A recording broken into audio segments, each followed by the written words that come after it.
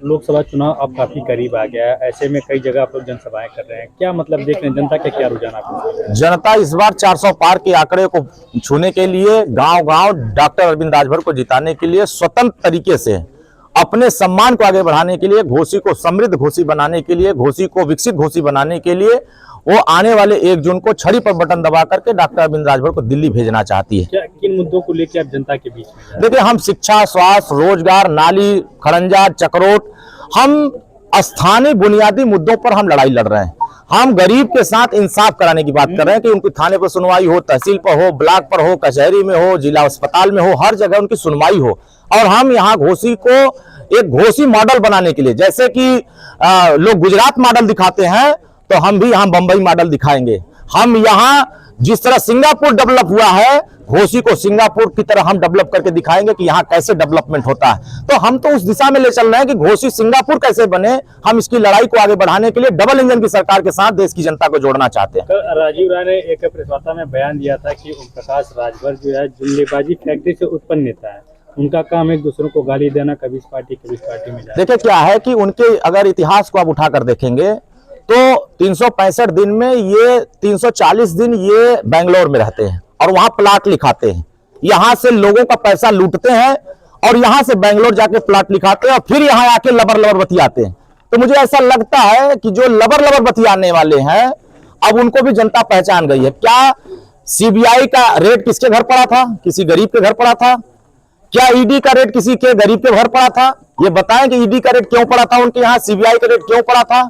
क्योंकि जो माल इकट्ठा किए हुए हैं 20 साल की सरकार में, वही माल अखिलेश जी को देकर खुश करते हैं, वही श्रीमती डिंपल यादव जी को देकर खुश करते हैं।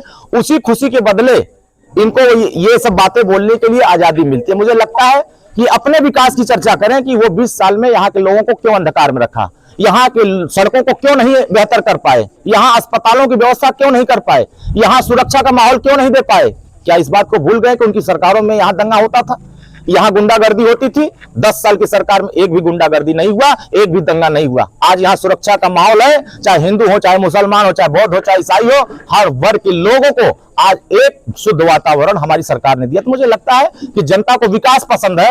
ऐसे लोग जो लबर बतियाने वाले हैं, ऐसे बात करने वालों को जनता खारिज करती है, क्योंकि हम विकास की बात करते हैं। और विकास 80 करोड़ लोगों को हम राशन दे रहे हैं, तो हम ये नहीं देखते कि जाति धर्म किसकी है। अगर हम 5 लाख का आयुष्मान कार्ड दे रहे हैं तो गरीब को दे रहे हैं, अगर हम किसान सम्मान निधि दे रहे हैं तो गरीब को दे रहे हैं। जो जिस पात्रता में आता है, अगर लखपति दीदियां हम बना रहे हैं तो गरीब को दे रहे हैं। 33% आरक्षण महिलाओं को अगर दिया तो हमने किसी जाति धर्म नहीं देखा कि इनको मिलेगा कि नहीं मिलेगा, हमने सभी वर्गों के लिए दिया। हम महिलाओं को, चाहे पिछड़े हो, दलित हो, अगड़े हो, तमाम वर्गों को हम एक निगाह से देख करके सबकी भागीदारी कराने के लिए हम लड़ रहे हैं।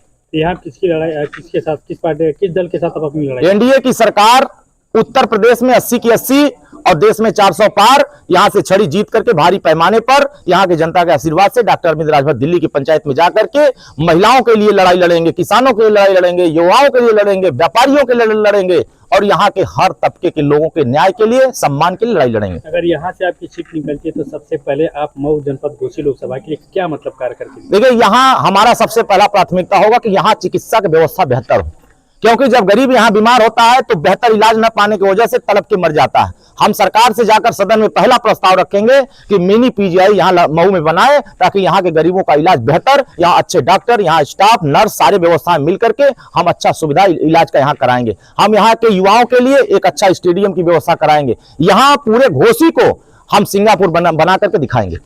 बहुत बहुत धन्यवाद।